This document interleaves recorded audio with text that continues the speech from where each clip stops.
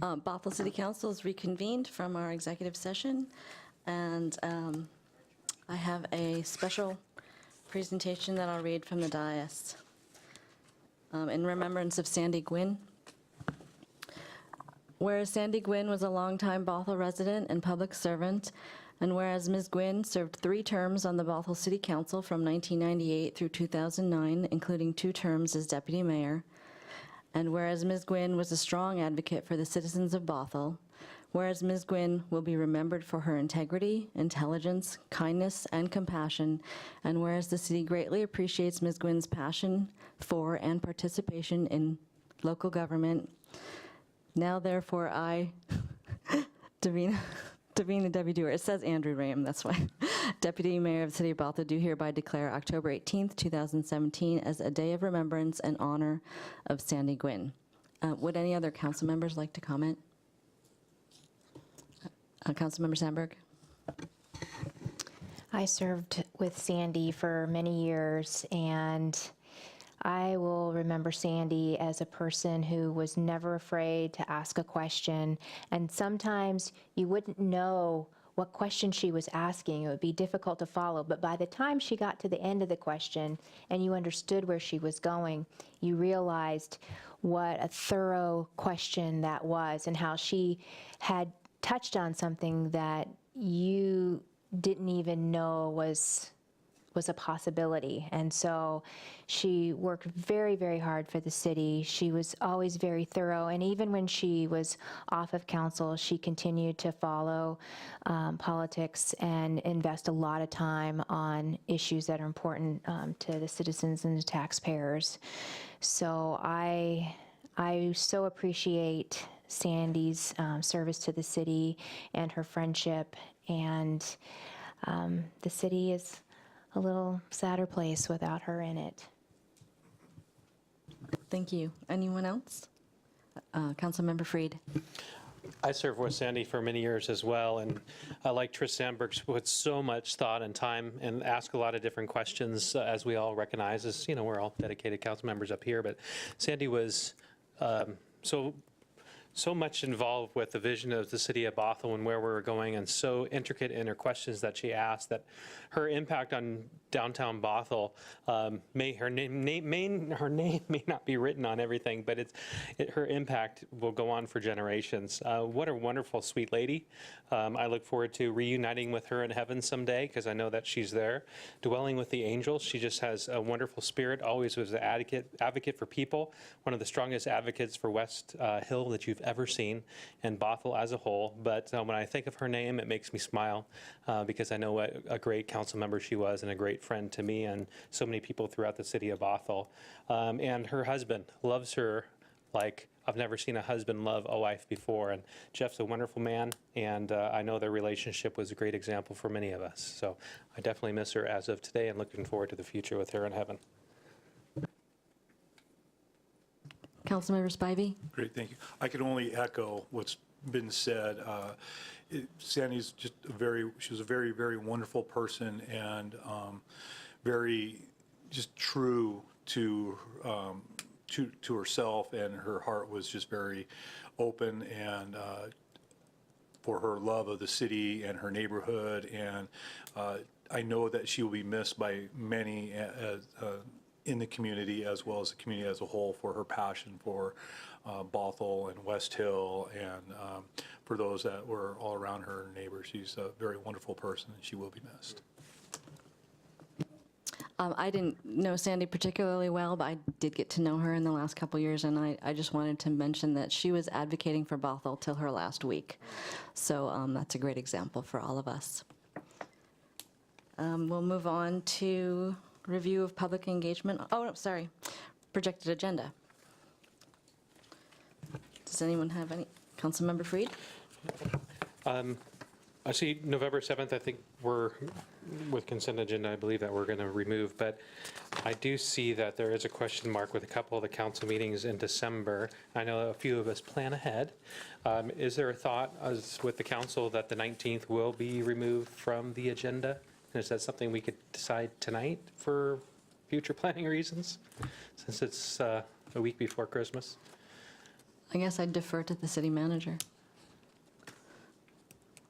I mean, if you can't make the decision tonight, that's fine. I think we can certainly get direction from the council if that's something you're interested in doing, and then I don't know if we need a formal motion on it. We don't need a formal vote, but if we can get some consensus, then we would do a meeting cancellation notice, and all items would then be scheduled for December 12th. Okay. Does anybody have an objection to removing the 19th from the schedule? Great. Okay. Thank you. Does anyone else have anything for the projected agenda? Okay.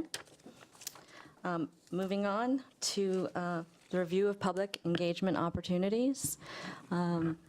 Upcoming public engagement opportunities and events. Community conversations, local perspectives on opioid addiction and recovery, Thursday, October 19th, from 6 to 8 in City Hall Council Chambers. Council Candidate Forum, hosted by the Greater Bothell Chamber of Commerce, Monday, October 23rd, from 6 to 8 in City Hall Council Chambers. And the North Creek Forest Master Plan Public Meeting, Monday, October 30th, from 6 to 9 p.m. in City Hall Council Chambers. Deputy Mayor? Yes. May I add as well on the web page, the front page of our website, there is an opportunity for the public to comment on, give their ideas about the Canyon Park master planning process. And I believe there is a meeting here in council chambers on October 26th, which is sort of an open house for the community to talk about the future planning of Canyon Park. No, It's on the calendar. No, that's a great addition. I think it's October 26th. Do we know what time that's at? 6 to 8? 6 to 8? Yeah. Okay, so October 26th from 6 to 8, also in council chambers, the Canyon Park Visioning. Okay. Great, thank you. So we'll move on to council committee reports. While I look mine up, I wanted to ask if perhaps the city manager had any reports. I guess specifically, I was looking for if we had an update on the Main Street schedule. No, we don't at this time. No? No. Okay. Okay. Councilmember McNeil says he doesn't have one. Does it? Councilmember Spivey? Great, thank you. Unfortunately, I was unable to attend LTAC this morning, but LTAC has been reviewed, grant applications for their grant monies for coming up, and I don't know that a decision's been made yet. But also as part of LTAC, the beer festival held here in the garage was another great success. I believe I saw you wander in at some point there, Deputy Mayor. It's just amazing how people really enjoy the fact that it's in the parking garage. It was a lot of fun. There was, I believe, 28 brewers and cideries. Would that be the proper term? Cider mill, as well as some live music and a few food trucks there, and a very successful event. I know, I believe there was over 900 tickets sold to it, so it's been growing, and again, another success. So I just wanted to pass that along. And thank you. I would only add that for us non-drinkers, I really think root beer and ginger beer should be added to the mix. Okay, I have several committee reports. From October 12th, the Transportation Policy Board, PSRC Policy Board met, and there was a discussion about the Transportation 2040 update for climate change. It was reported that we're meeting our targets.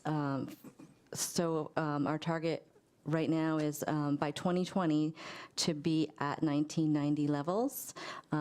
And we're on track for that. However, we're not on track to meet our 2035 and our 2050 levels, which would be for 2035, our goal is to be at 25% below 1990 levels for emissions and 50% below by 2050. So we're not meeting that, we're not on track to meet those targets. And then there was a review of our 4-part greenhouse gas strategy and discussions of possible ways to get to our goals. And the 4 parts are dealing with land use. there was some discussion that if transit-oriented development took 75% of the growth, that would yield a 2 to 3% additional reduction in emissions. There's choices is the second part, and I just took some interesting notes, and one was that we're 37% of, we're having a 37% of our population has access, or will have frequent access to transit, and 80% will have access to transit by 2040. There was some discussion of user fees and technology, and the reason I tripped up on 37% is because it was reported that we're seeing a 37% increase in electric vehicles in the region, so I thought that was interesting. On October 13th, Eastside Transportation Partnership met. We had a presentation on the road usage charge from the Washington State Transportation Committee. As tax revenues are declining, they're looking for ways to make up for that revenue, and there will be a pilot launching in winter of 2018, and you can go to the website and sign up if you want to participate. It will run for 1 year, and then there'll be a 6-month evaluation period before they move forward. And then a finance working group presentation, a Transportation 2040 update was presented about the finance working group's work. It was interesting to note that of the top 10 fastest growing cities, Bothell is actually not one of them. So I was a bit surprised by that, actually. And they're exploring other sources of funding, road usage charge being the number one source that they're looking at, but they were also looking at employee taxes for local transit, street maintenance, utilities, carbon tax on motor fuels, and parking charges or taxes. And then we had an approval of the Eastside Transportation Partnership's operating procedures. And then my last report would be from the WashDOT Executive Advisory Group, which met this morning. It was quite an interesting discussion. The 2-year pilot, I guess you'd call it a pilot, for the tolls is up, and there was some reporting on the fact that the tolls were supposed to be able to pay for themselves, which they are. The second piece was that the tolls needed to provide for moving 90% of the time at 45 miles per hour or faster in the lanes, and they are not. However, if they're broken up so that you separate Bothell from 522 to 5, all quadrants are meeting that expectation except for southbound 405 between I-5 and 522, which is only meeting that at 63% of the time. The other quadrants are performing at 93% or above. So that was interesting, and of course there was much discussion about whether or not those lanes should go away. It was interesting, there was a comparison with 5 lanes on I-5, which has 1 HOV and 4 general purpose lanes, and then 405, which has 2 ETLs and 3 general purpose lanes. So that's the same 5, and there were comparisons, and interestingly enough, I think between 1,000 and 2,000 more cars are moved through 405 with that same configuration. So that was compelling, and as well as a heat diagram that they showed what would happen to our little section of 405 should those ETLs go away. It was fairly frightening. And then WashDOT also provided an update on their plans to deal with our section of 405. They've now broken the fix into 2 phases. One to fix, so the first phase would be to fix add 1 southbound lane between I-5 and 522, and then fix the overpass at a price of $225 million for that first phase. There's no funding currently for that unless it's tolls, and so if it were tolls and they were bonded, we wouldn't even begin to see movement on that till 2025. If they were to bond and do it right away, it wouldn't be completed till 2025. So we're going to be hurting for a while. So sorry there's not better news, but that's what we learned this morning. The other thing that I would say to council is I did bring up at one of our previous meetings, every single city on the executive advisory group asked for more park and ride capacity. And when I brought that up, Metro told me that they will not be building any new park and ride capacity, but they are willing to lease parking spots from businesses and other entities. So they would ask that if we know of any businesses or entities that have surplus spots that are near transit centers or routes, to let them know and I'd help identify those opportunities. So that is my report. Does anyone else have anything? Councilmember McNeil, sorry, I should have let you go first. Oh, that's quite all right. You carried a lot of it for us, so thank you. So just a couple quick notes to add to the deputy mayor on the ETP. There was an interesting comment made by Sammamish that they've actually now approved a traffic impact fee on all new construction of $14,000. So I'm not sure how they were able to do that, but it's interesting how they actually were able to implement that. I talked a little bit about the seashore and the relationship between the cities on the north end at the last council meeting. And interesting, the deputy mayor brought up they just finalized their operating procedures for ETP.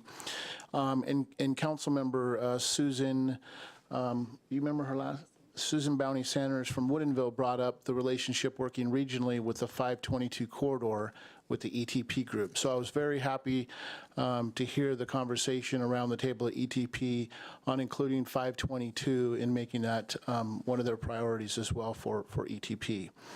I attended the PIC meeting this month, and one of the top priorities is finding elected officials for the new boards and committees.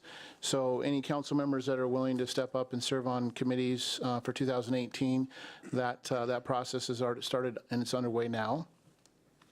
Another fun topic is our legislative agenda. I'm hoping this year to attend and other council members join again this year. That we had such a great time last year going up and representing Bothell. So I look forward to getting our legislative agenda ready.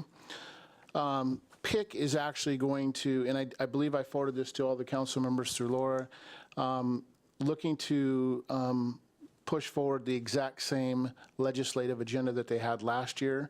The issues have remained the same. So talking about property tax caps, investment in public health services, and addressing housing and homelessness around the Sound Cities. So their legislative agenda has not changed, and they're looking for our council and other cities' councils to give their support to that if we so choose to do that. So that might be something that if we can find out our council's position on that, I can take that back to the next PIC meeting.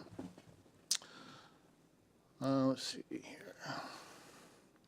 The Flood Control Committee has approved the 2017-2018 budget.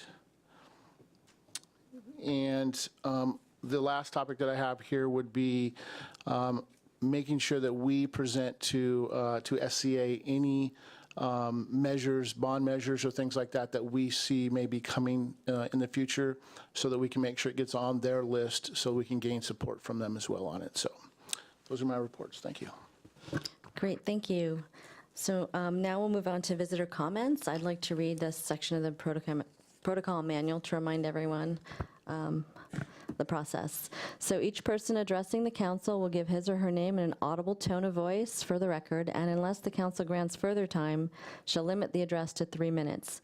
No person other than the council and the person having the floor will be permitted to enter into any discussions, either directly or through a member of the council without the permission of the mayor or me today.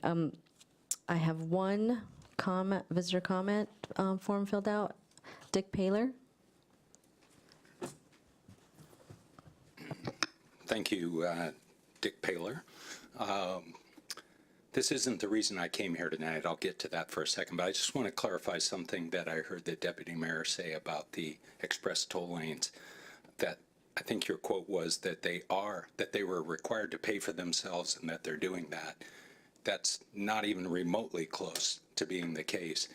The requirement is that they collect enough in tolls to cover the cost of collecting the tolls and maintaining the equipment that assesses the tolls.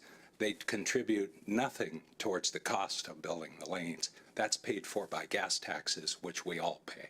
So I just wanted to get that clarification out there. They're not paying for themselves.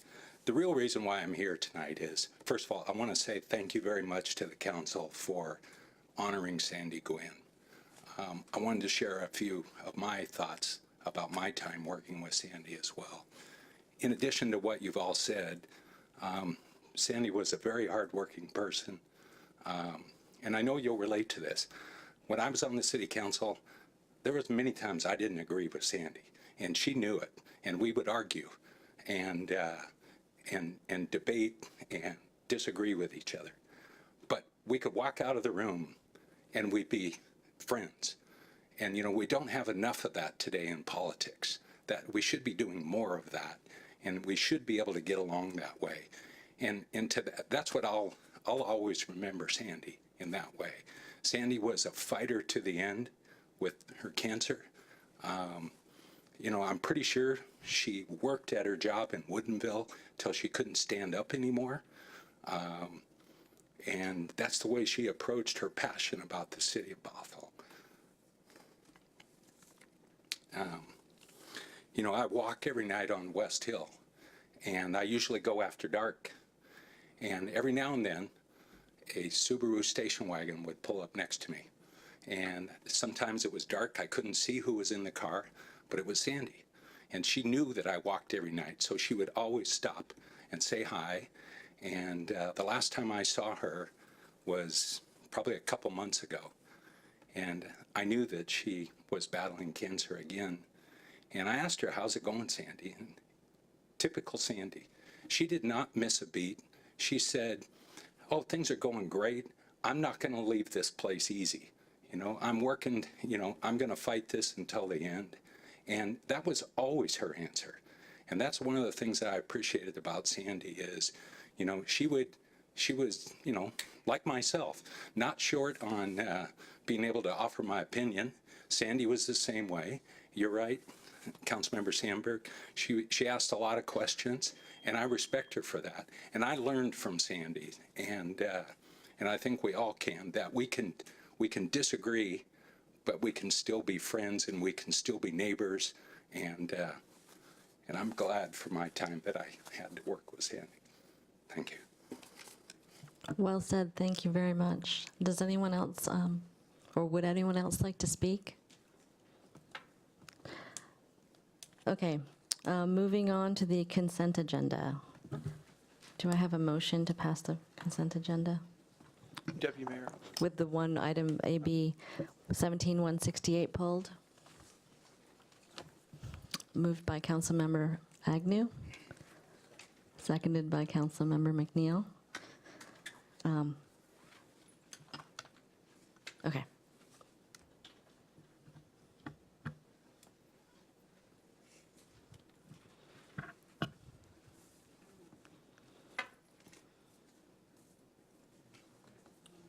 Can we do abstain on this? Can we abstain? So I'm playing the part of Andy Rame tonight. Motion passed, motion carries with a 6-4 and Mayor Andy Rame excused. Okay, moving on to, I pulled AB 17168. And that's the revision of ordinance regarding payment timing for assessment reimbursement areas. I wanted to ask the city attorney, how many assessment reimbursement areas do we have, and could he give us a little background on this item? Yeah, so the answer to that question is that there are currently 0 assessment reimbursement areas in the city of Bothell. The reason that this item was brought before council tonight was based on council directive from a prior meeting. If memory serves correctly, the staff was instructed to bring back the downtown utility and frontage improvement assessment reimbursement area before the end of the year with three specific directives. One was to reduce it by 35% from the total reimbursement cost. The second was to remove any administrative fees that weren't allowed by statute. And then the third directive was to allow for someone to pay that assessment rather than at the time that the permit was issued, which was a very significant upfront cost, but to allow them to do it at a certificate of occupancy. When we reviewed this and we looked at other deferral programs for other impact fees or for some of our impact fees, those were done at the time of final inspection. And so since the concern of council was that the upfront cost would have to be paid before the permit was even issued and before financing was acquired, that it would be easier for staff to be able to flag all of these things for final inspection rather than have some at final inspection and some at certificate of occupancy. So we are proposing that the ordinance be passed in its current form that allows for someone to make the assessment reimbursement payment at the time of final inspection. Great, thank you. I guess I'd like to acknowledge staff for responding to the comments received during the public comments on the assessment reimbursement. I appreciate you making the changes so that it's more convenient for developers. So with that, do I have a motion? A motion made by Councilmember McNeil to, and I don't have, and seconded by Councilmember Agnew.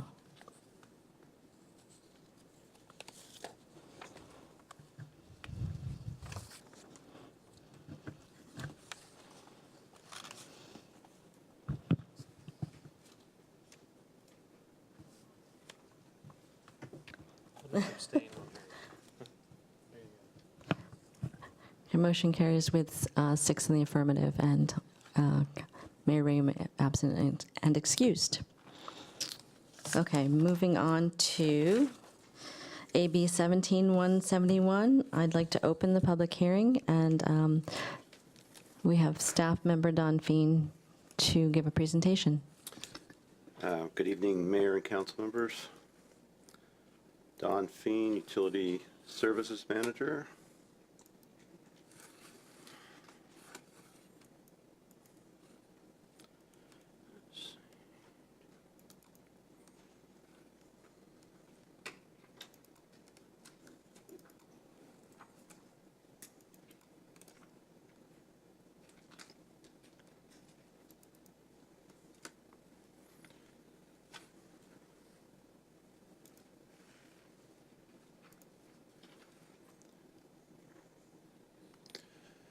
And this is the public hearing regarding the proposed 2018 water, sewer, and stormwater rate increases. Background, once again, city staff has been working with FCS Group on several utility issues, including involving an analysis of data gathering and meetings with Public Works engineering staff, Public Works operations staff, finance staff, and that analysis included utility rates, 6-year financial plans, and capital facility charge recommendations. Previously last year, we conducted a long-range rate analysis and projections for each utility and capital facility charge calculations for each utility. This year, a cost of service analysis was completed for the water and sewer utilities. Summary of what we presented 2 weeks ago. The results of that cost of service study was that a higher increase in correction would be needed for residential and for the water rates. That would be an 8% increase in 2018 and 19, and a lower increase would be needed for the other users. The sewer, it's the other way. A lower increase in corrections needed for residential, 0.7% in 2018, and a higher rate increase for all other users. Once again, a summary of where our water utility budget is. There's the pie. Projects and debt are 32.9%. That's the biggest chunk of the pie. We have wholesale water. What we purchase from Seattle is 24%, and our operations and maintenance is about 19%. Here's the ebb and flow of our revenues and expenses over time. You can see the downturn during the recession, upturn on both revenue and expenditures during the economic upturn, and the big projects we had.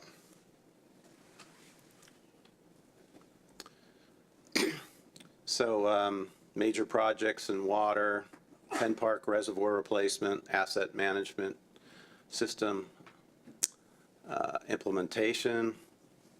We have a regular water main replacement process and program, Morningside improvements, and downtown revitalization projects. It's a very aggressive capital program.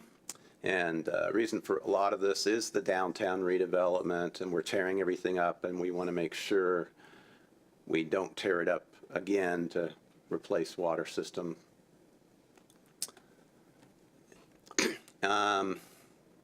Here's the recommendations once again. Summary: 3% average rate increase in 2018, and that's an 8% increase for single family and 1.1% for multifamily.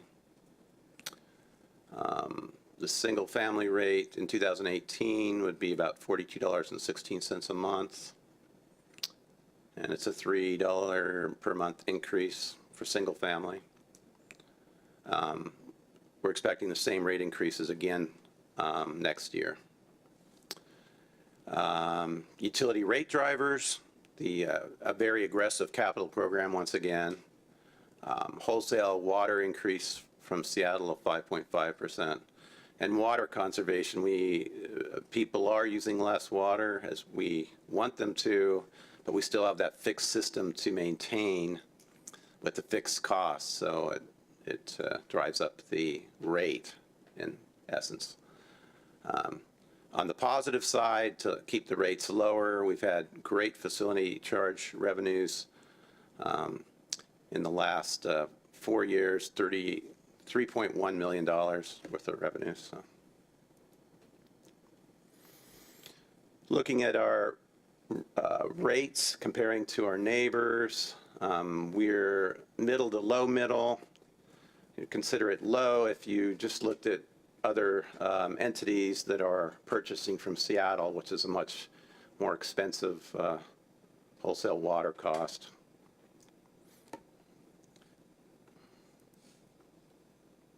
And the sewer utility, you can see the largest chunk by far is the cost of sewer treatment at Brightwater. It's over 50% of our 2017-18 budget. Capital improvement projects is 17%. Operations maintenance is 14% of the pie. And similar kind of chart of our ebb and flow of our revenues and expenditures. High facility charge revenues during the upturn and the economy, but we also had some big projects, two lift station projects, and one prior one in the last 10 years, so a lot of infrastructure improvements for the sewer system. And this details our capital improvement program over the next 6 years, similar to water, very aggressive. Lift Station 3 is a big one. A lot of sewer main replacement. We have the asset management system that's now been implemented, and the Promontory Hillside Sewer, which has also been recently completed, and we're currently working on a sanitary sewer comprehensive plan update. Overall, sewer, once again, 2% overall rate increase in 2018. It's comprised of a 0.7% increase for the single family, 3.7% increase for multifamily, and it equates to a 51-cent per month increase over last year. Projected increase of 2% next year. And similar rate drivers as for water, lift station replacement, downtown projects, and the increased prices of treatment at Brightwater have helped to keep the rates high.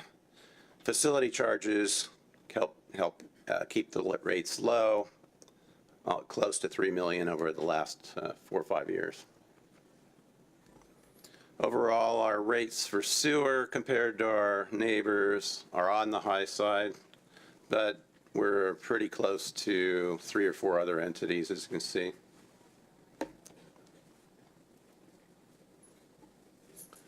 Stormwater utility, here's the pie, big chunk of it, capital improvement program.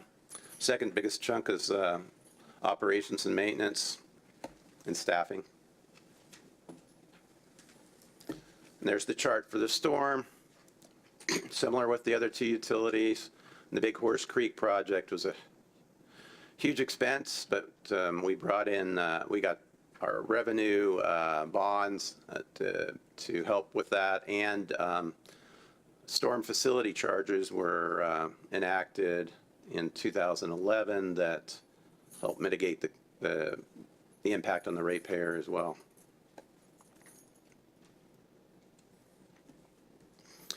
$10 million worth of projects in the 6-year capital improvement plan, including completion of Horse Creek, the asset management system, downtown revitalization projects, other citywide storm improvements.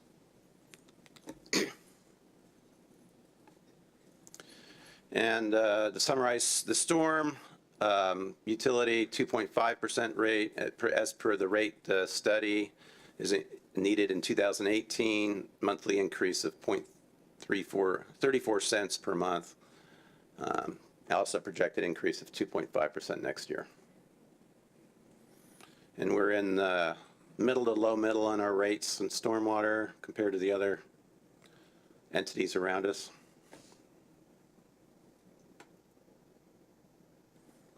And we look at the combined rates, we're in the middle. You could consider it low middle if you dropped out Alderwood and Linwood, who once again have much lower water and sewer treatment costs than the other entities. This is a summary that FCSG put together for our meeting 2 weeks ago about the cost of service impacts and impacts on single family in particular. And you can see it'd be a 3.2% increase for water and sewer rates for the average ratepayer in 2018 and 4.2% in 2019. With that, staff invites council comments. This is a public hearing, and the recommendation is to approve the rate increases. Okay, we have public comment available, but no one signed up. So does anyone want to speak regarding the utility rates? Going once. Okay. Okay. Anyone from council would like to comment or ask questions? No one? Okay, I wanted to ask a question. So I received an email from a gentleman concerned about, obviously, the rate increases. And I was curious, do we have in place any senior citizen discount or other type of discount available? And if we did, how would that work and what would the implications be? Yes, we do. You have to qualify. I believe it's only a low income senior discount, and there's qualifications that our utility billing can help people with. They have all the information, the form, what to fill out, and then they apply for it to see if they qualify. And so is it tied? To just seniors? And what? How do they qualify? Yeah, I believe it's senior, low income, both. But I'm not sure if there's somebody from utility billing if they want to step in and answer that, to deal with it on a day-to-day basis more.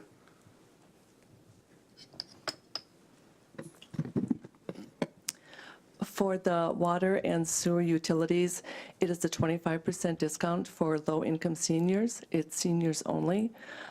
We currently, with over 3,000 accounts, have a little under 100 participating, qualifying in seniors at this moment. We also have a utility rebate program for all utility taxes that are charged in the city limits. Qualifying for that is not only low-income seniors, but low-income and disabled qualifying customers. And then we also have a 10% discount on our garbage, for our garbage customers that are low-income seniors. How is low income determined? Because I saw recently an article that low income is a family of four that brings in $76,000 or less. So, Oh, I have it over by my chair. We use the HUD very low income in King and Snohomish County area. And just one moment, I can get it for you.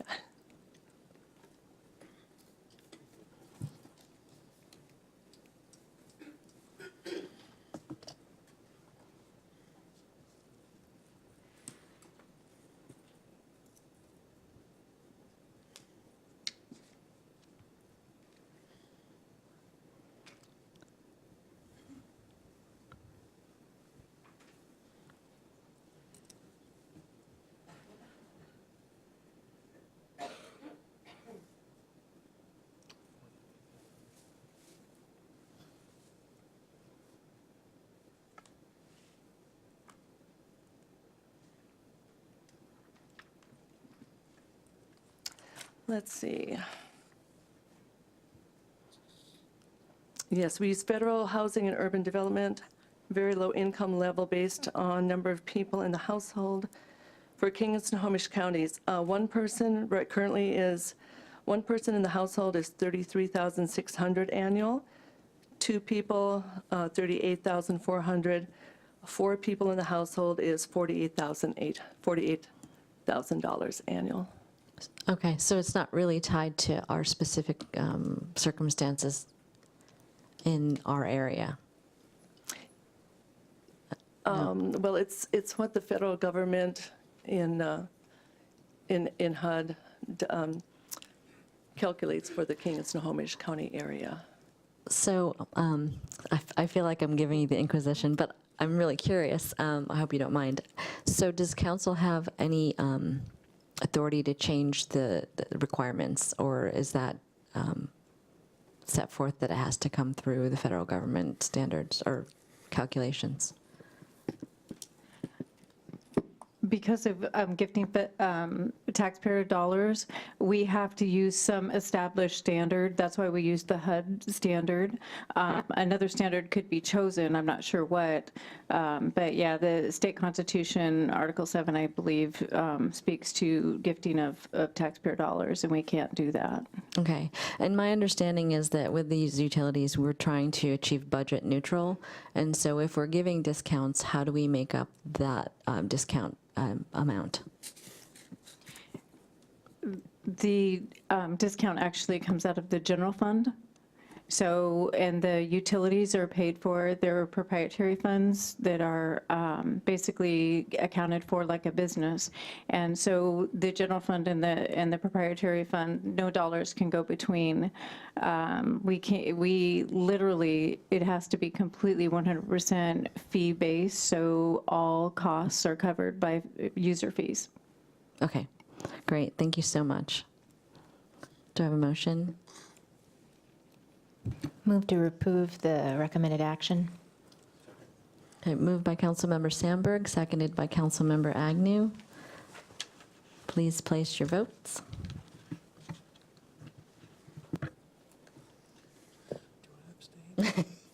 Yes, thank you. Okay, motion carries unanimously with Mayor Rayum absent and excused. Okay, moving on to AB 17172, public hearing regarding 2017 UW Bothell and Cascadia College Campus Master Plan Code Amendments Development Agreement. And I believe I have to open the public hearing. And then Dave Boyd's here to present a staff presentation. Thank you, Mayor and council members. I'm going to just give a very brief, abbreviated version of the presentation that we gave on October 3rd at the initial session. We're now at the second step of the final push of this long process that started well over a year ago. We've been working closely with the community, the campus community, the institutions, University of Washington Bothell and Cascadia College, and are looking forward to wrapping this process up. Final approval is slated for November 14th by the City Council. The UW Board of Regents gave preliminary approval this month, and final approval will be coming from them, and Cascadia as well will be reviewing this. I'm not sure if those dates are exactly accurate at this point. I'm going to be doing the presentation tonight, and then Kelly Snyder is here to help field questions along with other members of her team, of the campus team. So just very quickly, I'm going to highlight some of the changes from the packet that was presented to you on October 3rd. As far as the comprehensive plan amendments, we've just made one very minor change here. There was a reference to the recent construction of the south access. We just struck recent from that reference as that's outdated. That was at the suggestion of Councilmember Sandberg. The implementing code amendments, this part hasn't changed, but I wanted to keep this in here because from our perspective in reviewing project, this is a key piece of we'll be checking projects against the height limits, the setbacks, and the area limits for each development area as they come in. We mentioned this change at the October 3rd meeting, but the corrected language is in your packet for tonight. This has to do with the general architectural regulations section of the development regulations for the campus. And I just wanted to keep this slide in the presentation for reference. This is a key issue, and a lot of the comments and questions we've received since October 3rd, and well, before October 3rd for that matter, had to do with these special setbacks around the campus perimeter, especially adjacent to single-family zonings. And so these illustrations illustrate that there is a 30-foot setback that increases at a 3-to-1 rate as the building height goes above 35 feet. And the whole building needs to set back, not just upper level setbacks. And then one other very small change from the October 3rd packet, the process section of the code in 11.10.004 E3, the packet that you got last week was missing the final phrase under E3 there. So this, you now have the correct language. And then finally, a lot of the meat and a lot of the negotiations, and sometimes very difficult negotiations with the campus, were around the development agreement and the partnering commitments. That these are some of the big items that are being carried forward from the PUD or being mitigation relative to the environmental impact statement. So the development agreement, we did include Exhibit C in tonight's packet. Exhibits A and B will be provided in the November 14th packet. We have received quite a number of comments, questions, and we've tried our best to provide responses to those. Some of those comments just came in the last couple days, so I apologize if we weren't able to respond to all of them yet, but we will be including responses to all the comments that we've received through the public hearing process in the November 14th packet. and responses to comments and questions from the October 3rd presentation were placed in your packets today for tonight's meeting, along with the other comments and questions we've received from the public. So next steps, if there are any questions for staff or for staff from the institutions, we can take those. Then next step is public comment, council deliberations, a motion and vote to close the public hearing, and with that, any direction council has for drafting findings, conclusions, and actions to come back with the ordinance for adoption on November 14th. I do have the images that the campus presented on October 3rd. If council members want to refer to those, they are available, and I also have the full packet available to put up on the screen for council discussion, if desired. So with that, that's my end of my presentation. Thank you.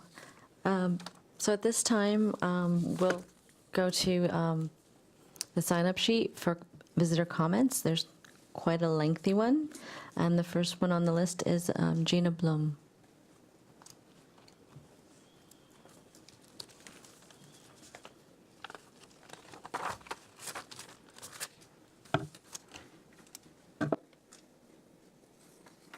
I'll be speaking only about the parking garage that is proposed next to the 182nd Court neighborhood.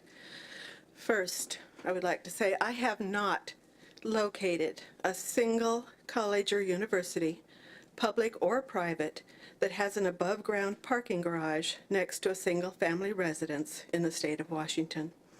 There isn't one on the main UW campus, in Pullman, in Ellensburg, in Tacoma, etc. If anyone knows of a parking structure situated in that way, please let me know, and I will travel to where it is. I'll photograph it, I will canvass the neighbors about how it is working, and I will share that information with you.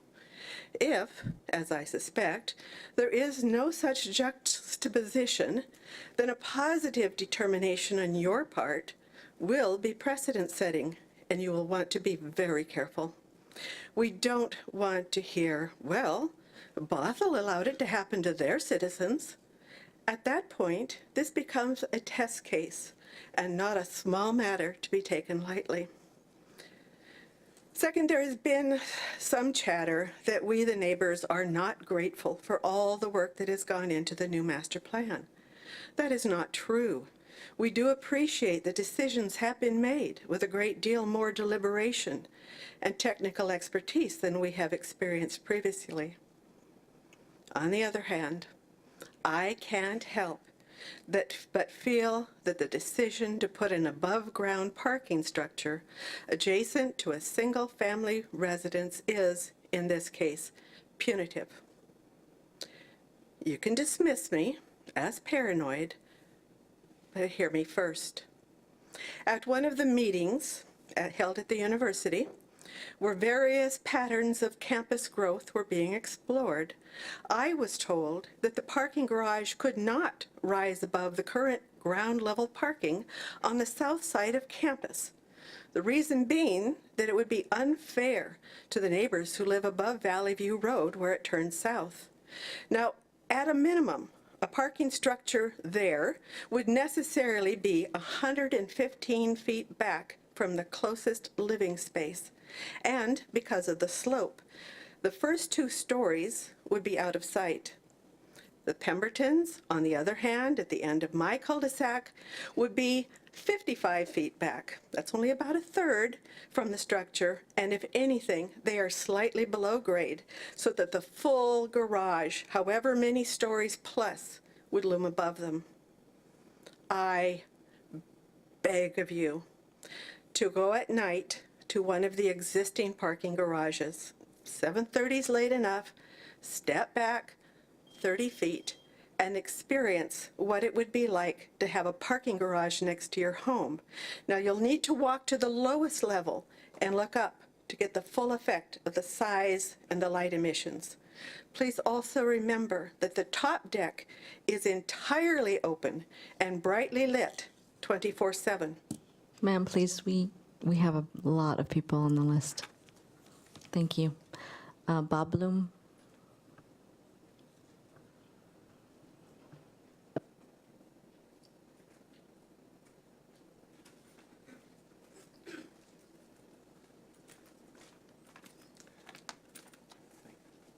Handouts, if you could bring up the slide you had that showed setbacks.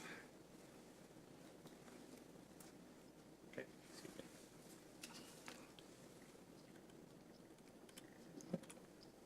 Thank you. Excellent piece of artwork. Robert Blum, B-L-U-M. I too live on the cul-de-sac with my wife. What I wanted to do was bring to your attention that we have some examples here of theoretically how this might look. If the parking structure displayed in the topmost diagram is accurate in scale, and I made a copy and measured it, and it's pretty darn accurate. I then compared it to the other items that were on this figure.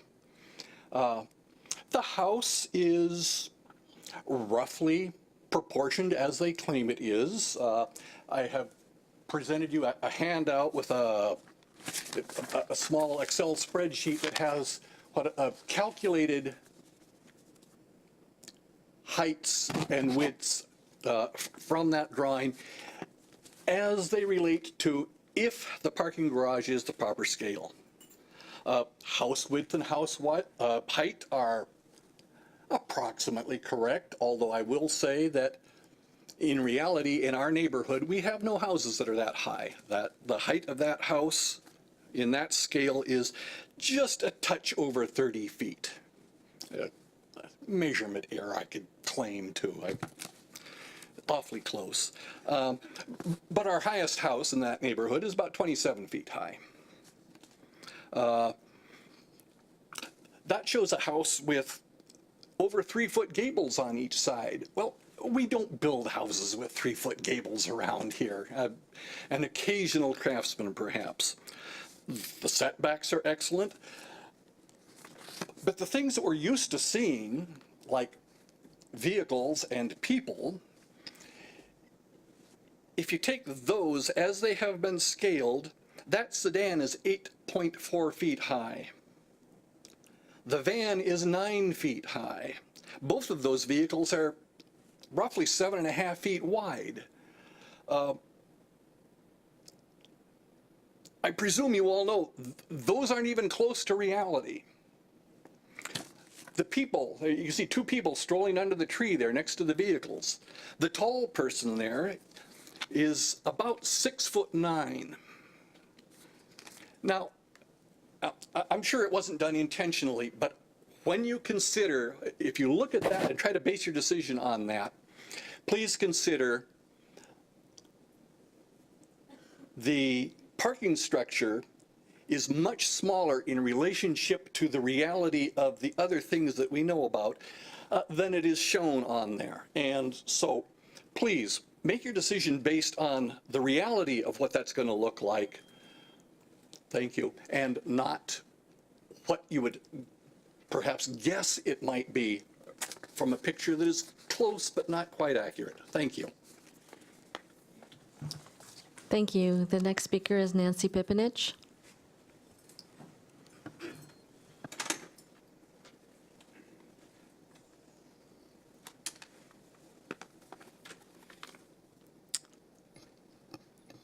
Thank you, Council. I'm Nancy Pipinich, State Farm Main Street, and I'm on the Board of Directors for the Greater Chamber of Commerce. I'm here tonight on behalf of the Board of Directors for the Greater Chamber of Commerce, who voted on October 10th to endorse the University of Washington Bothell Cascadia College Campus Master Plan. The campus students, faculty, and staff are really important to our vibrant community, And the campus is the fourth largest employer in the city and generates more than $150 million to our local economy annually. They support the community in many ways. President Murray and Assistant Vice Chancellor Snyder sit on our Chamber Board of Directors. They and others from the campus volunteer for, support, and sponsor many community events, including the 5K Run, the Block Party, and Social Service Day, just to name a few. The campus supports local business by partnering in internships, capstone projects, and community-based learning projects. Businesses hire these outstanding students. One of those projects near and dear to my heart is the Bothell Youth Court.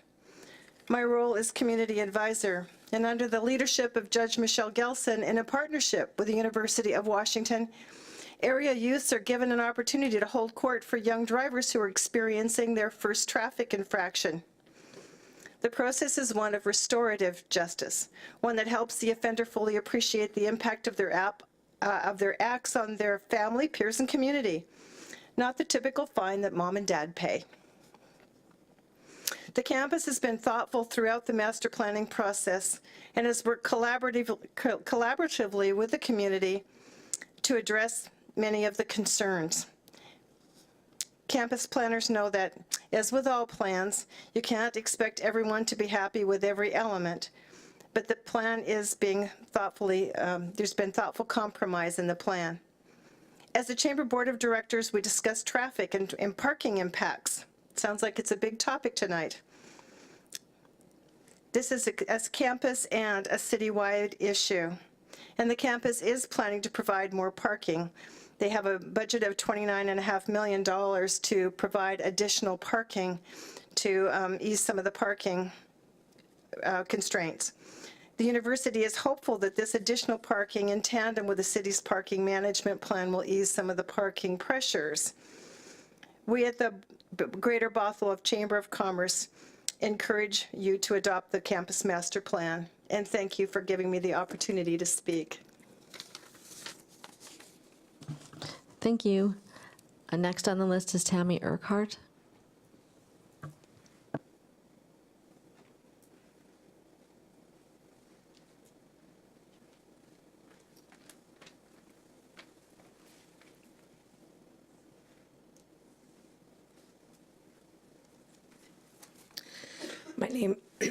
My name is Tammy Urquhart, and I live at 10824 Northeast 182nd Court. I have submitted my comments in written form in order to read the following for Praveen Pemberton, who is ill tonight and I'm unable to be here. I have summarized her comments and request that you review both our written comments. Number one, in the October 3rd meeting, it was mentioned that 0 to 1 residents showed up for the hearing examiner's public hearings. Except for the first PUD, all PUDs were for projects that were at least 300 or more feet away from single-family homes, so they did not affect the residents. We are not opposed to UW building on this campus, just the projects that are 50 feet or less from our properties. For the initial PUD, many residents did voice their objection to the south parking garage and the surface parking in the southwest corner. The comments of the residents were documented by the hearing examiner, and he added a condition requiring a 50-foot setback and a 2-story height limit above grade. More details are in the 1996, 98, and 1999 approved PUDs. It was also mentioned that there was a very strong request for the community for tree retention, and they heard that.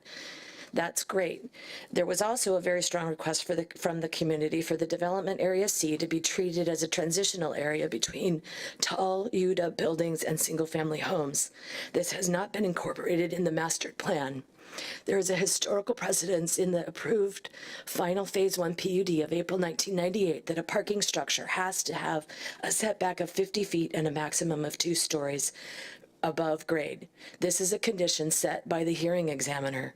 In the 2017 final draft master plan document available online, figure 6.3, it describes the proposed allowed uses for development area C. These uses do not comply with the PUD requirement for garages and need to be corrected. Page 139 of the agenda packet for today states that the following conditions of approval were met during previous phases, and future obligations of the development shall comply with the City of Bothell Municipal Code. Condition 6, regarding construction of garages adjoining residential spaces.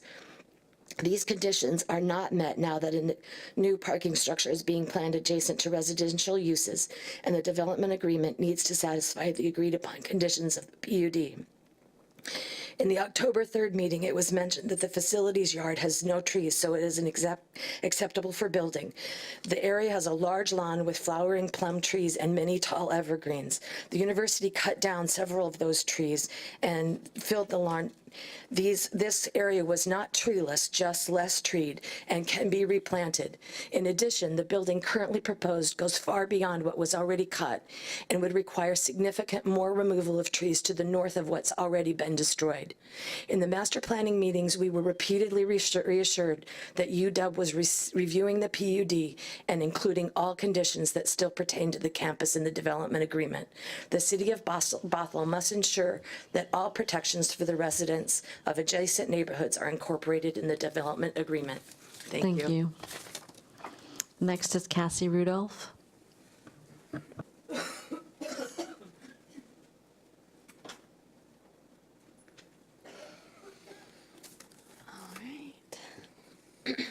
Hi, everyone. My name is Cassie Rudolph. I'm the president of Cascadia Student Government, and I have here with me tonight Lucia Castro and Alice Turner, who are also members of Cascadia Student Government.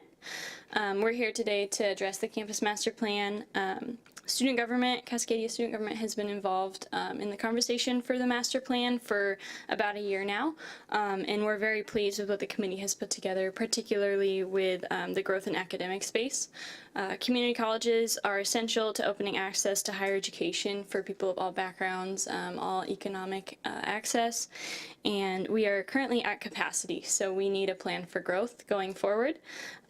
With 50% of our students coming from the community of Bothell and many more like myself coming from nearby cities like Kenmore and Woodinville, we want to ensure that there's going to be space for all of us to succeed academically. Students coming out of high school who don't know what they want to do, this is really a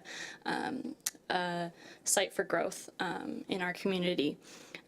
We truly embody the concept of a community college. We are in and of your community. Like the Bothell Chamber of Commerce member was saying before, we invest a lot of money into this community, and we're just asking for some of that back.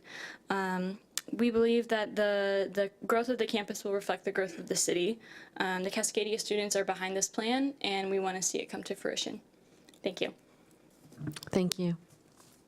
Next is Lee Henderson.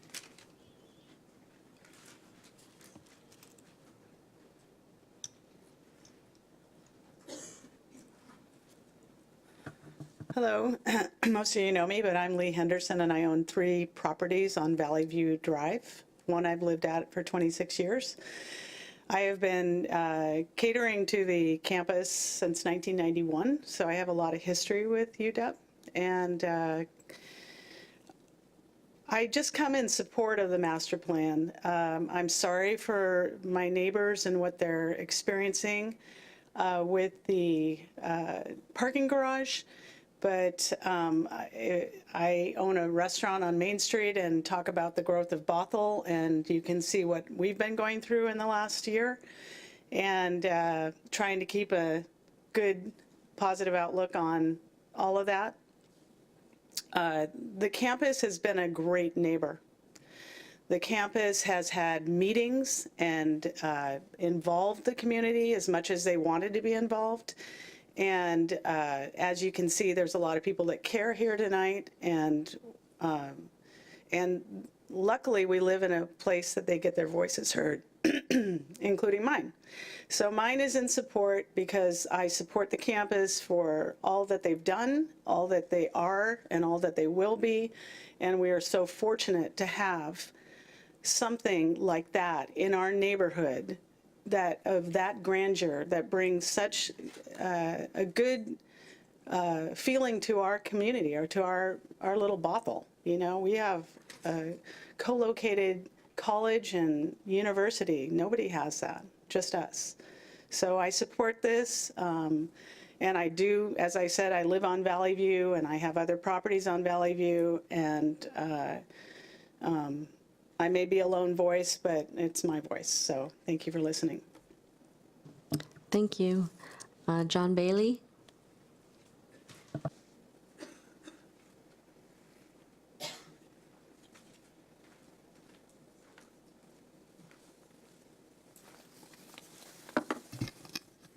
I'm John Bailey. I live at 10822 Northeast 182nd Court, and I've lived there since 1986, so I've got about 31 years. I've watched the Truly Farm developed into the university over those years.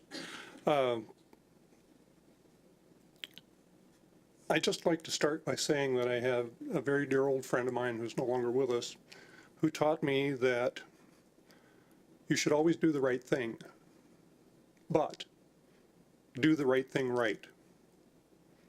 When we were talking about a dorm on the property that we're speaking about tonight, it got me curious.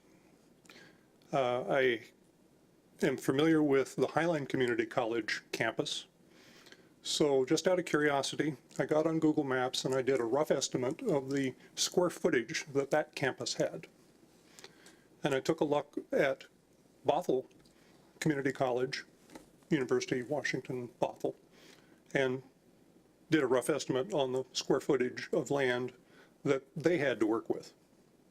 And then I took a look at the number of students that were being proposed and the number of students that were currently attending Highline Community College.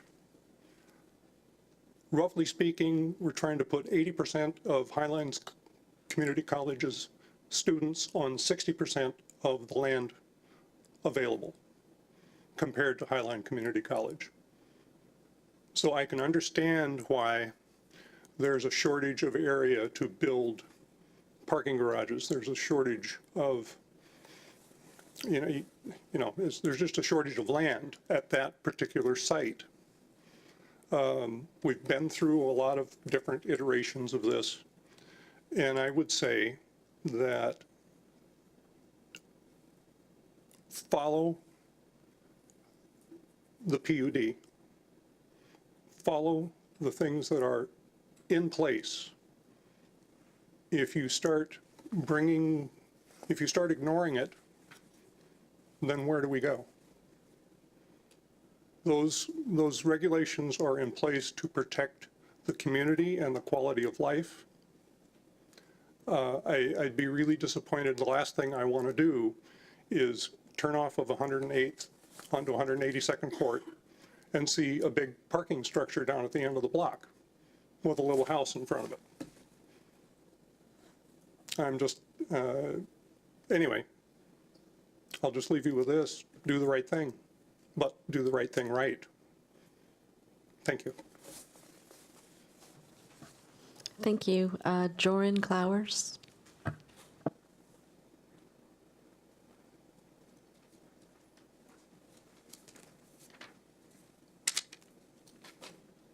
Deputy Mayor, City Council. For the record, my name is Joran Clowers. I've been both a resident of Bothell and a student at the University of Washington Bothell since 2014, fall of 2014. When I moved into Bothell, City Hall was just being completed. The the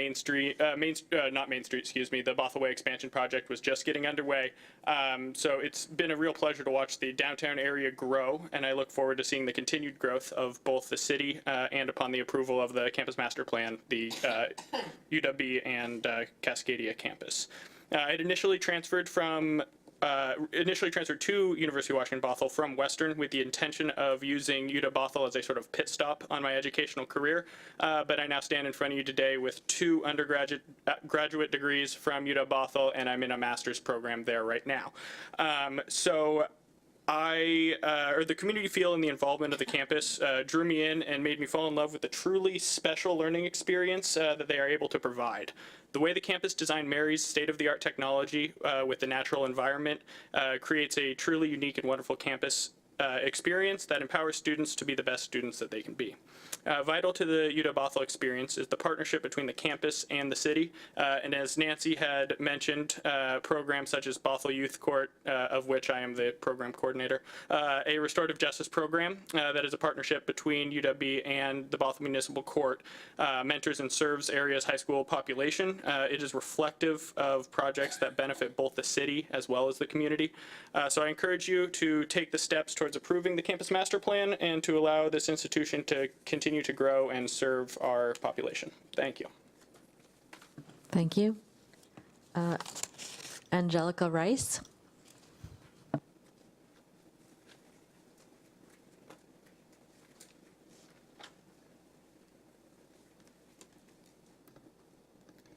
Hi, good evening. My name is Angelica Rice, and I'm currently going into my third and final year here at the University of Washington, Bothell.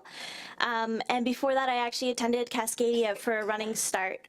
I'm actually newer to the state. I've only been out here for maybe 4 or 5 years, and I've absolutely fallen in love with this community in particular. I actually commute to campus all the way from Duval, and this particular location of UW and of Cascadia, it provides me with that opportunity for education that a lot of the students in the rural communities just don't have elsewhere. They're forced to take out loans to live on campus, or they have to drive for 90 plus minutes to get to Seattle. And so the location is just fantastic. And with the campus master plan, it continues to expand this and allow for more students in communities like mine to be a part of the university experience, whether it be through Running Start at Cascadia or just getting their first 2 years there and getting their associates or going on to UW-Bothell and getting their undergrad or their master's. I myself am very highly involved in the UW community, and on top of that, I do strive to push students to be more involved with the Bothell community and as well. Through this, I've created a club on campus where we hold an annual park cleanup of the Pioneer Cemetery right behind our campus. And I've had the pleasure of interacting with many Bothell citizens there during our park cleanups, where, you know, we are truly trying to give back to the community as much as it gives to us. And with the campus master plan, it allows us to continue to do that with the expanding growth of downtown Bothell and allowing more students to have more freedom downtown and be able to spend their money and continue to integrate the communities of the Bothell residents as well as the students that go there. Thank you. Thank you. Next is JJ Keller.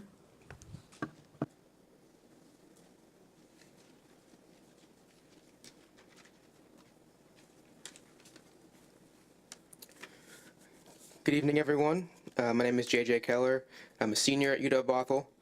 I've attended UW for about 2 years after beginning my college career at Cascadia. I also work as a tutor in the Cascadia Learning Center, so I've spent a lot of time on campus over the last few years. Further, I've lived in Bothell my entire life. I attended Crystal Springs Elementary, Skyview Junior High, and then Bothell High School before transitioning to Cascadia and eventually UW-Bothell. I chose to attend UW in part because I wanted to be on a manageable local campus without losing access to the resources that are necessary for me to reach my goals. I've learned, though, that smaller doesn't always mean more manageable. As an example, it's not unheard of to spend an hour looking for parking, in part because we haven't been able to keep up with the booming enrollment. The vibrancy of our college, and by extension, the entire city of Bothell, has outgrown our previous plans. This is why the campus master plan is so critical. It provides a guide that will carry our college and city into the future. The best part is that the master plan is holistic and seeks to benefit all stakeholders. It is mutually beneficial for our communities to come together and plan for a shared future so that everyone involved can reach their goals. I've had a great experience so far at UW-Bothell and Cascadia, and I want nothing less for future students. In order for that to happen, we need to be able to plan for our collective future, and the campus master plan allows for that. Thank you. Thank you. Next, Nate Blanchard.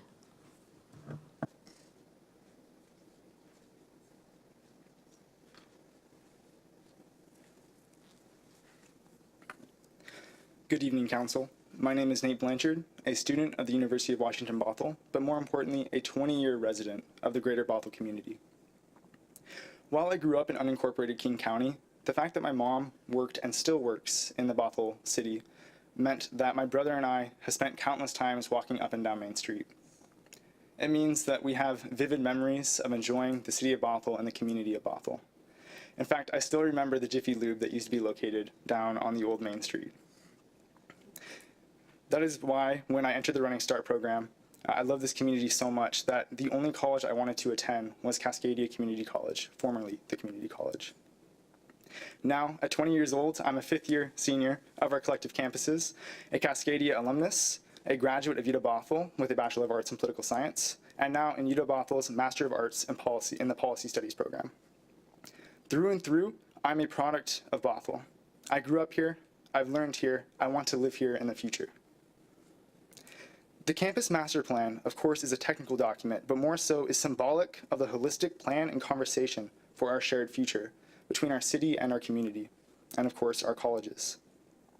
The campus master plan allows us to remain a suburban town for old and new families alike, and still retain the youth and vibrancy that our colleges bring. Our town is indeed large enough for both. UW-Bothell and Cascadia are beautiful and beneficial additions to our city and to our community. I have never been more optimistic about what the future holds. Thank you. Thank you. Next is Patrick Pierce.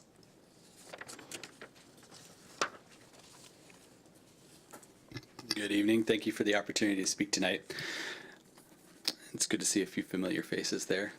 So I'm Patrick Pierce. I'm the President and CEO of Economic Alliance Snohomish County. We're the combined Economic Development Council and Chamber of Commerce in Snohomish County. We're a private-public partnership. We exist to be a catalyst for economic vitality, growing strong communities, investing in transportation, education opportunities, and improved infrastructure. In practical terms, this means growing jobs, retaining jobs, working directly with industry, our education partners, our local governments, and nonprofits, through advocacy, client-based economic development, and small business programs and events. So before I jump into the issue at hand, I do want to give a big thanks to Jennifer Phillips and her team for the continued work and partnership, and the partnership with all of you. It's been great to work with them on the HQ2 proposal, and thank you for the letter of support. That's very, very valuable here, and some of the great visits we've done with some key employers here in the Canyon Park area. So thank you all for that. Another great partner in the region and in our community is UW-Bothell, and I'm here to urge support of that plan in their campus master plan, both UW-B and Cascadia. While UW-Bothell is technically in King County, we very much feel like they're one of our own in Snohomish County. Their two chancellors have held positions on our board of directors, and the university and their staff have always been a strong partner in our efforts. From an economic development perspective, UW-Bothell is a hugely valuable asset. Frankly, if you look around other communities around what you have here in Bothell, I think other communities are pretty jealous of what you have here, because having a thriving university in your community is something that is very sought after. In an economy that's increasingly about big ideas and talent, having a nationally recognized institution is invaluable, and it's a critical asset for Bothell and the region's continued prosperity. And I commend the Chancellor and his team for building industry-relevant programs in that rate. And some of those partnerships are through the IPZ. They're a founding member. They're at a great IPZ summit here that really highlighted their role in medical device, bringing over 150 people here recently and really highlighting Bothell as the center of innovation in the region. And also the students. We've hired several of the students and we've worked with several of the students as interns, and also worked with classes, and have a stat that they did a report that showed that 60% of all trade in that 60% of jobs in Snohomish County are tied to trade, and that's a stat we still use today. And we've also hired a UW grad here. Last point I'll just touch on is economic and community impact. There's $150 million that's pumped into your local community, but also I think the community impact. We had several of our families that I live a little bit north of here in the Mill Creek area, and we came for the 4th of July parade, which was fantastic. And watching UW UW and their team go down and march Go Huskies all the way in the parade route was, I think, pretty special and really shows their commitment to the community here. So we urge your support of this and really just want to thank you for your continued partnership with us and the continued partnership with UW Bothell and Cascadia. So thank you for your time tonight. Thank you. Steve Pemberton.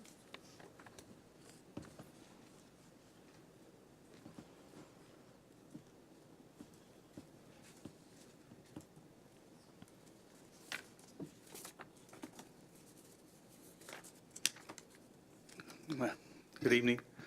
Steve Pemberton, 10825 Northeast 182nd Court. Who would have thought 2 years could have moved so slowly? And that's when we started on this. 21 years ago, University of Washington Bothell proposed a multi-story parking garage to be located at the southwest corner of the campus adjacent to single-family housing. Due to neighborhood concerns about light, noise, emissions, etc., the hearing examiner stated in a finding of fact of 1996 approved preliminary PUD that at most 2 stories of garage would rise above grade level on the west side nearest the adjoining neighbors. This finding was further added to a finding of fact in 1998 indicating that Washington Department of General Admission, the predecessor of the UW, had accepted to increase the setback from 30 to 50 feet. Due to this process, a Category 1 condition was created to regulate construction of parking garages on campus, as stated in the PUD of July 16, 1999.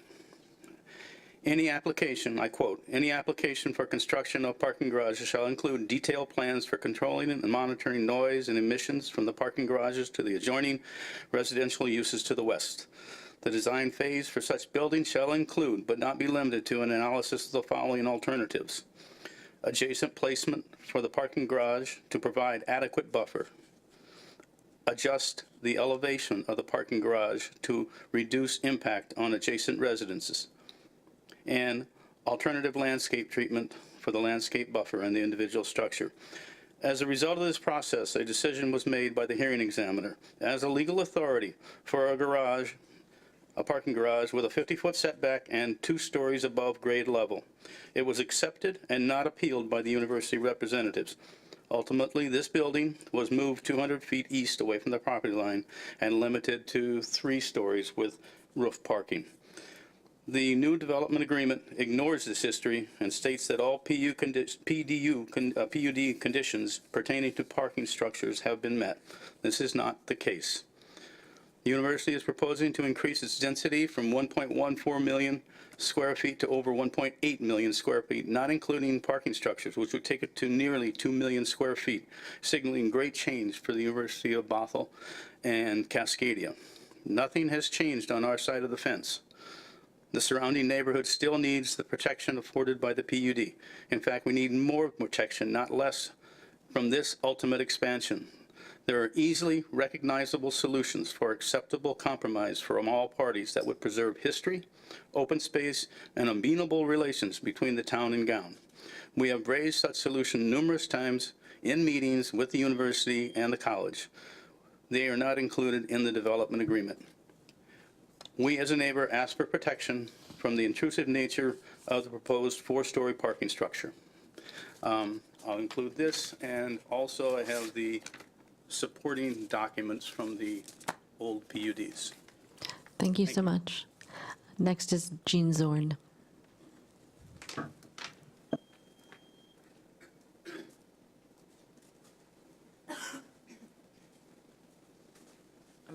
I'm going to apologize right now because I'm totally winging it and I'm going to blame my head cold. So I appreciate students coming. I hope you don't think that the residents don't love the campus, because we do love the campus. I mean, we have children that have gone there. We walk there. I'm probably one of the old people that has enjoyed talking with you on campus. The one thing that I do regret is that this plan will probably outlive me. I will not see all the wonderful things come together for it. But campus is a permanent fixture, and the neighbors are a permanent fixture.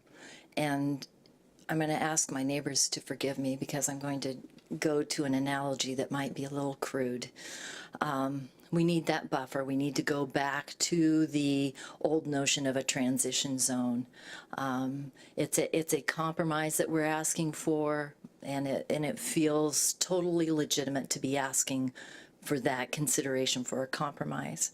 So it's a little crude, but if you were building a house and you had a lovely living room, you would not want to have a direct shot down into the bathroom.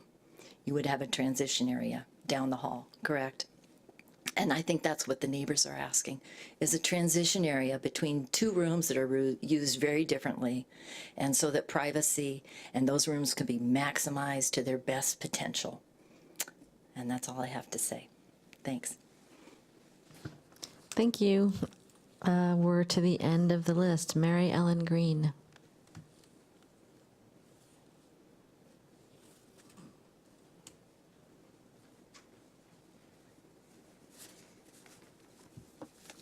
Good evening. My husband and I have lived adjacent to the Turley property since 1981. We survived plans for a housing development, a shopping center, sewage treatment plant, and we cheered when UW Bothell Cascadia was voted to be built there. And with a promise to be mindful of the neighbors and function only as a commuter campus. Obviously, plans change, and we understand that. We're not opposed to the building up of campus. However, there's been a lot of meetings in the initial phase, and the hearing examiner has been an impartial legal examiner who inserted conditions regarding the south parking. During the master plan meetings with UW, residents were assured that the PUD being in the background meant that the requirements of the PUD would be incorporated in the building agreement. The approved final plan of the PUD April 1998 is in force and states that any parking structure that has a setback of 50 feet and the structure has to be a maximum of 2 stories above grade if adjacent to single-family houses. That's a condition sent by the hearing examiner, and there are details. How can the rules now change with setbacks and heights totally different affecting single-family homes? We urge you to follow the original approved plan of the PUD with the setbacks and height restrictions. We're not opposed to the parking structure. We just want you to follow the PUD and allow that the neighbors are not infringed and have this view as was previously highlighted. Thank you. Thank you. Would anyone else like to speak? This is your last chance. Okay. Okay, so council deliberations. Would anyone like to ask questions of staff?